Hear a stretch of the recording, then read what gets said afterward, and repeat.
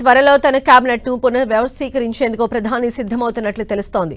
Cabinet లోకి యువ రక్తాన్ని తీసుకొచ్చేందుకు మోదీ కసరత్తు చేస్తున్నారు. అలాగే ఇతర పార్టీల నుంచి వచ్చిన నాయకులకు కేబినెట్ లో చోటు కల్పించే ఛాన్స్ ఉంది.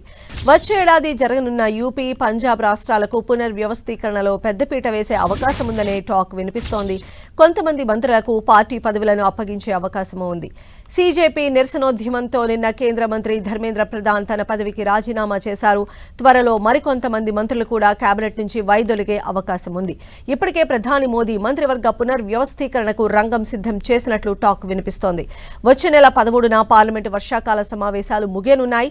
ఆ తర్వాత కేబినెట్ పునర్వ్యవస్థీకరణపై ప్రకటన వెలువడే అవకాశం ఉందని తెలుస్తోంది. గత 2 దశాబ్దాలుగా ఖాళీగా ఉన్న ఉప ప్రధాని పదవిని అమిత్ షాతో భర్తీ చేయొచ్చనే చర్చ జరుగుతోంది. యూపీఏ 2 దఫాలు, ఎన్డీఏ 3 దఫాల్లో ఈ పదవిలో ఎవరినీ నియమించలేదు. చివరిసారిగా వాజ్పేయి కేబినెట్ లో అద్వానీ ఉప ప్రధానిగా వ్యవహరించారు.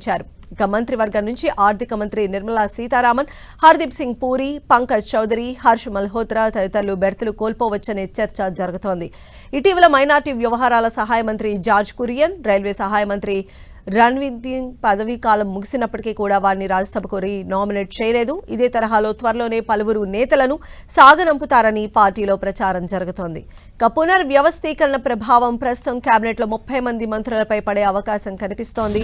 ప్రస్తుతం కేబినెట్ స్వతంత్ర సహాయ హోదాతో కలిపి ప్రస్తుతం కేంద్ర కేబినెట్లో 72 మంది ఉన్నారు. ఇందులో 8 నుంచి 10 మంది మంత్రులకు ఉద్వాసన పలికే ఛాన్స్ ఉందని పార్టీ వర్గాలు అంచనా వేస్తున్నాయి. 5 నుంచి 7 సహాయ మంత్రులకు కేబినెట్ హోదా లేదా కీలక శాఖలతో పదోన్నతి ఉండొచ్చని తెలుస్తోంది.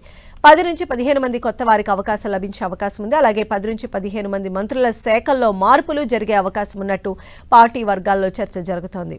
ఆర్బీఐ మాజీ గవర్నర్, ప్రధానికి ప్రిన్సిపల్ కార్యదర్శిగా ఉన్న శక్తికాంత దాస్, మీరట్ ఎంపీ అరుణ్ గోవిల్, ఎంపీ అనురాగ్ ఠాకూర్ కు కొత్త కేబినెట్ లో స్థానం లభించొచ్చనే టాక్ వినిపిస్తోంది. ఇక పరిశ్రమల శాఖ మంత్రి పీయూష్ గోయల్ ను ఆర్థిక మంత్రిగా నియమించే అంశాన్ని ప్రధాని పరిశీలిస్తున్నట్లు సమాచారం. వచ్చే ఏడాది జరిగే పంజాబ్ అసెంబ్లీ ఎన్నికలను దృష్టిలో ఉంచుకుని ఆప్ నుంచి బీజేపీ గూటికి చేరిన రాఘవ చద్దా, అశోక్ మిత్తల్, సందీప్ పాఠక్ లో పలువురికి మంత్రివర్గంలో ఛాన్స్ దక్కే అవకాశం కనిపిస్తోంది. ఇక విశాఖపట్నం ఎంపీ పురంధేశ్వరికి, టీఎంసీ తిరుగుబాటు ఎంపీ కకోలి ఘోష్ దస్తీదార్కు బీజేపీ జాతీయ ప్రధాన కార్యదర్శి తరుణ్ చుగ్ కేంద్ర కేబినెట్లోకి ఎంట్రీ ఇచ్చే ఛాన్స్ ఉందని పార్టీలో చర్చ జరుగుతోంది.